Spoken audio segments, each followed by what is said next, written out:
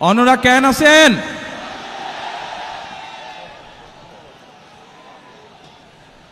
প্রিয় ভাই বোনেরা, আজকে আমরা এখানে সকলে একত্রিত হয়েছি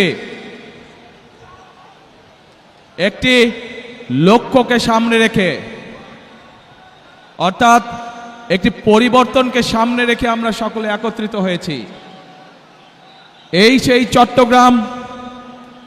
সেই চট্টগ্রামের পুণ্যভূমি, যেখান থেকে শহীদ রাষ্ট্রপতি জিয়াউর রহমান 1971 সালের স্বাধীনতার ঘোষণা দিয়েছিলেন।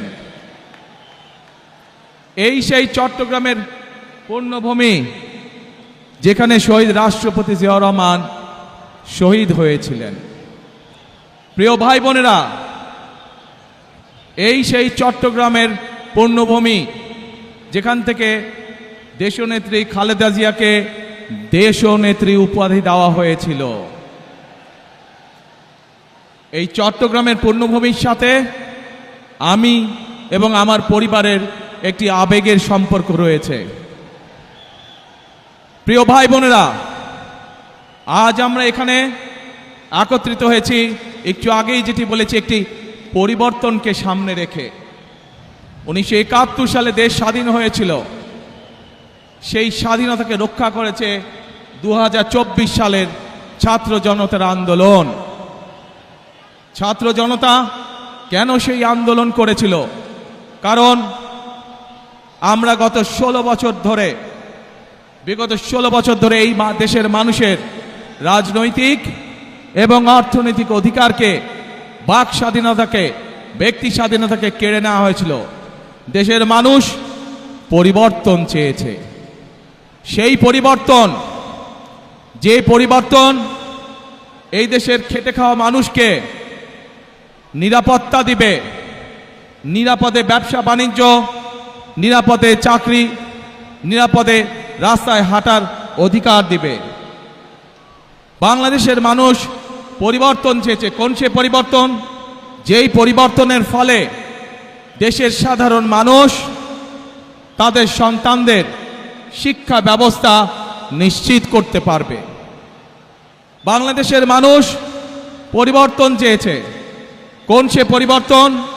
সেই পরিবর্তন হলো বাংলাদেশের মানুষ যেন তার এবং তার পরিবারের ন্যূনতম চিকিৎসা সুবিধা তারা পায়। প্রিয় ভাই বোনেরা, বাংলাদেশের মানুষ আরেকটি পরিবর্তন চেয়েছে, অর্থাৎ তার রাজনৈতিক অধিকার, যেটি তার কাছ থেকে কেড়ে নেওয়া হয়েছিল, সেই অধিকার যাতে বাংলাদেশের মানুষ প্রয়োগ করতে পারে। সেই অধিকার, যে অধিকার তার কাছ থেকে কেড়ে নেওয়া হয়েছিল, কথা বলার অধিকার, সেই অধিকার মানুষ আবার পুনঃপ্রতিষ্ঠিত করেছে। 2024 সালের 5ই আগস্ট বাংলাদেশের মানুষ পরিস্থিতির পরিবর্তন করে আগামী দিনে বাংলাদেশে এই পরিবর্তনগুলো চায়। এখন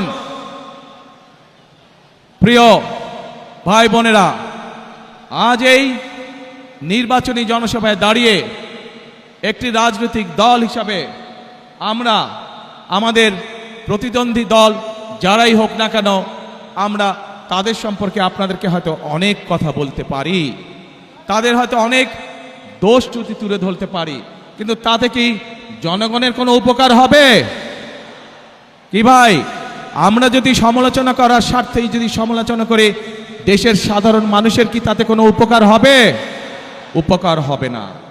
আমরা যদি শুধু সমালোচনা করার অর্থে শুধু সমালোচনাই করি, দেশের মানুষের পেট ভরবে? পেট ভরবে না। প্রিয় ভাই বোনেরা, বিএনপি একমাত্র রাজনৈতিক দল যারা যতবার সরকারে ছিল এই দেশের মানুষের ভাগ্যের পরিবর্তনের জন্য কাজ করেছে তারা। এবং সেই জন্যই আমি 17 বছর পর যেদিন দেশের মাটিতে পা রেখেছিলাম, সেদিন আমি সমগ্র বাংলাদেশের মানুষের কাছে একটি কথা বলেছিলাম যে উই হ্যাভ এ প্ল্যান, অর্থাৎ আমাদের একটি পরিকল্পনা আছে দেশের মানুষকে ঘিরে, দেশকে ঘিরে। বাংলাদেশে এই মুহূর্তে বাংলাদেশে এই মুহূর্তে জনসংখ্যার অর্ধেক জনসংখ্যা হচ্ছে তরুণ বা যুবক সমাজের সদস্য।